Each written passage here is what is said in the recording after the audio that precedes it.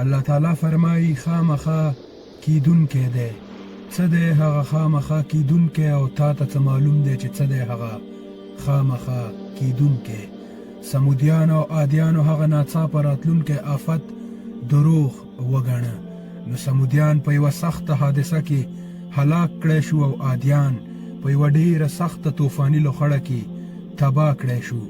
الله په هغوی باندې دغه طوفاني لوخړه شا په شا 7 شپې او 8 ورځې مسلط کړه. نو که ته هلته وای نو لیدلي به دې وای چې هغوی هلته داسې پراته ول لکه څنګه چې د قجورو زړې تنې وي. نو آیا تا ته اوس د هغوی څخه څوک باقي ژغورل شوي په نظر درځي؟ او همدغه غلطي فرعون او د هغو نه مخکینیو خلکو او د ویجاړو شوو کلو اوسیدونکو وکړه.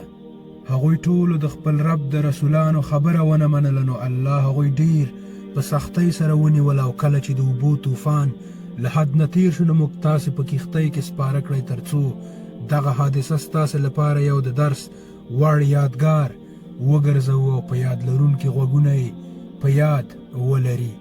بیا چې کله یو ځل په شپېلۍ کې پوکی ووهل شي ځمکه او غرونه به په راپورته کولو سره په یو ګزار میده میده کړی شي. په هغه ورځ به هغه کیدونکې پیښه رامنځته شي او په هغه ورځ به آسمانونه وشلیږي او د آسمان تړون به سست شي.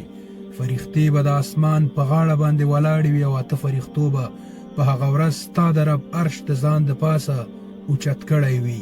بیا به په هغه ورځ تاسې پیش کړی شئ او ستاسې یو راز به هم پټ پاتې نشي. او په هغه ورځ چې چاته د هغه عملنامه د هغه په ښي لاس کې ورکړی شي هغه به په جګ آواز سره وایي زما عملنامه ولولئ. زه پوهېدم چې حتما د خپل حساب سره یو ځای کیدونکی یم.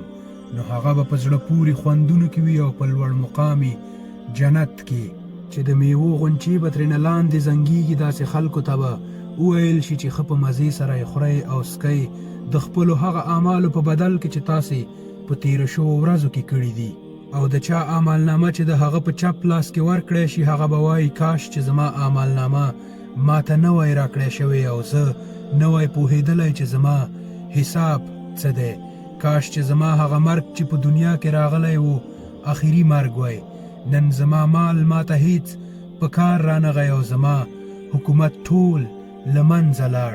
امر به وشي دی ونیسئ او د ده په غاړه کې طوق واچوئ. بیا یې دوزخ ته داخل کړئ او بیا یې په 80 ګزه زنځیر وتړئ.